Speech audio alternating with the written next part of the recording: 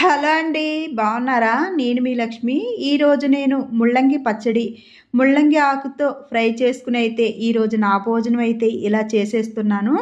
Taste అయితే భలే ఉందండి. ఫస్ట్ టైం నేను ముల్లంగి పచ్చడి, ముల్లంగి ఆకు ఫ్రై వేసుకుని తింటున్నాను. ఫస్ట్ టైం వేసుకుని తింటున్నా ఎలా ఉంటుందో ఏంటో అనుకున్నా. చాలా అంటే చాలా బాగుందండి. వెల్లుల్లి కారంతో ఫ్రై చేస్తాను కదండి ముల్లంగి ఆకు, చాలా బాగుంది ఫ్రై కూడా. పచ్చడి కూడా టేస్ట్ అద్భుతంగా ఉందండి. నేను 3 ముల్లంగి దుంపలను తీసుకున్నానండి. ముల్లంగి దుంపలు ఎలా ఉన్నాయో చూపించేస్తాను చూడండి.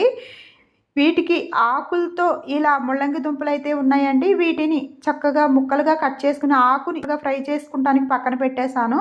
స్టవ్ మీద పాన్ పెట్టి ఆయిల్ వేసి, ఆయిల్ వేడెక్కిన తర్వాత జీలకర్ర, ధనియాలు, ఒక గుప్పుడు పల్లీలు వేసి, ఒక 10 ఎండుమిరపకాయలు వేసి, ఒక 10 ఎల్లుల్లి రేఖలు వేసి, గోల్డెన్ బ్రౌన్ కలర్ వచ్చిన తర్వాత ఒక బౌల్లోకి తీసుకుని ముల్లంగి ఇలా పైన పొట్టు తీసి చిన్న చిన్న ముక్కలుగా కట్ చేసి వేసేసానండి. ఒక చిన్న నిమ్మపండు సైజు చింతపండు వేసి ముల్లంగి ముక్కలు మెత్తగా అయ్యేంత వరకు మగ్గించి పక్కన పెట్టేశాను.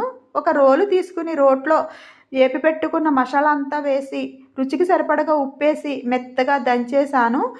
మగ్గించుకున్న ముల్లంగి ముక్కల్ని, చింతపండుని కూడా వేసి ఇలా బాగా మెత్తగా అయితే దంచేసానండి. ముల్లంగి పచ్చడి అయితే రెడీ అయిపోయిందండి. ఇది చూస్తుంటే కొబ్బరి పచ్చడిలా ఉందండి. చూస్తుంటే చాలా బాగుందండి. దీనికి కావాలంటే పోపు వేసుకోవచ్చు, లేదంటే లేదు. నేనైతే పోపు వేయట్లేదండి. అదే ఫ్యాన్లో కొద్దిగా ఆయిల్ వేసి, జీలకర్ర, కొద్దిగా ఆవాలు, కొంచెం కరివేపాకు వేసి చిటపట్లాడించి 4 ఎండుమిరపకాయ ముక్కలు వేసి, కట్ చేసి పెట్టుకున్న ముల్లంగి ఆకేసి అటు ఇటు బాగా కలిపి, ఇంకొక స్టవ్ మీద ఇంకొక ప్యాన్ పెట్టి పల్లీలు, ధనియాలు, 4 ఎండుమిరపకాయలు వేసి బాగా గోల్డెన్ బ్రౌన్ కలర్ వచ్చిన తర్వాత మిక్సీ జార్లో వేసి మెత్తగా నేనైతే ఎల్లుల్లి కారం చేసేసానండి.